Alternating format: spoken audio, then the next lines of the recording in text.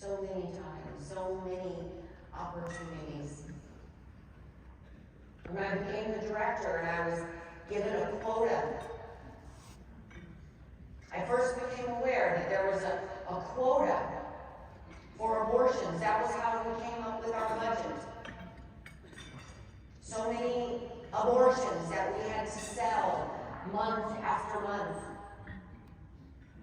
They put a whiteboard in our staff break room. 600 abortions a month we had to sell to vulnerable women. And they would write the number 600 on the board at the beginning of the month. And let's say we had a successful abortion day that day, and we took 50 lives. The director would come in and wipe off the 600, and they would write 550. 550 left. Let's go, team. Only 550 left. Only 550 more to go.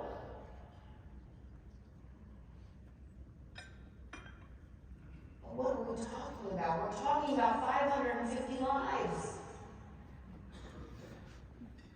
550 innocent human beings. And every time that became my job, every time that I went in and I wiped off that number and I updated that number of innocent children that had to be killed in order to fulfill that quota, that was an opportunity for me to flee. But I didn't. And every time I didn't, more callousness, a harder heart.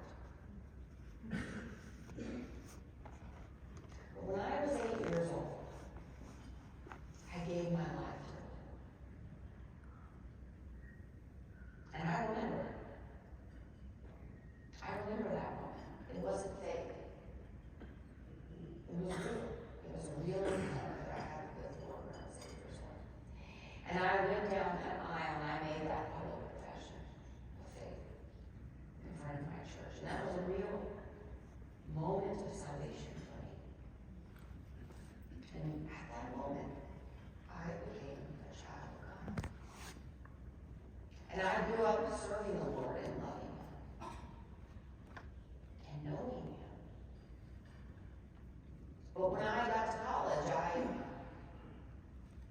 began to do worldly things. And people like to say, oh, I fell out of my faith. I didn't fall out of my faith. I took active steps to walk away from it. You don't fall out of it. Right? It's not an accident. It's like when people say they fell pregnant. You don't fall pregnant. Right? I didn't fall away from my faith. I actively walked away from my faith, and I actively started to participate in sinful, worldly culture.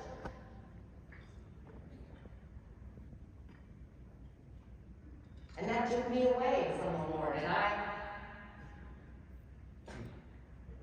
said I was a Christian. I said I was a Christian the entire time I worked in the abortion industry. In fact, I used God to sell abortion.